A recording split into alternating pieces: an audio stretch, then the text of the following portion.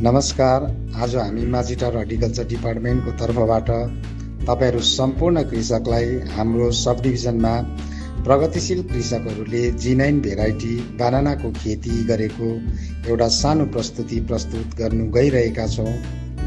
विगत साल 2024-25 मा सिक्किम सरकारको बागवानी विभागले सरकारको MIDH स्किम मार्फत प्रगतिशील कृषकहरूलाई उच्च प्रजातिका केराका बिरुवाहरू वितरण गरिएको थियो, जसमा आज आएर धेरै कृषकहरूले उक्त खेती मार्फत आफ्नो जीविका आर्जन गरिरहनु भएको छ।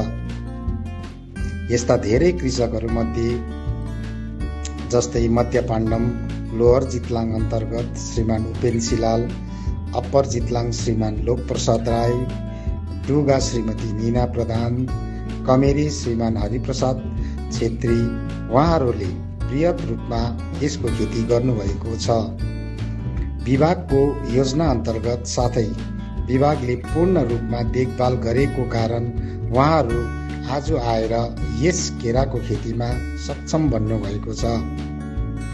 अन्तमा तपाईहरू सम्पूर्ण कृषकहरूलाई यस प्रस्तुति मार्फत यो जानकारी गराउन चाहन्छौँ कि यदि तपाईहरू कोही पनि यसरी नै केराको खेती गर्ने इच्छुक हुनुहुन्छ भने हामी बागवानी विभाग माझीटार सधैँ हजुरहरूलाई साथ दिनेछौँ।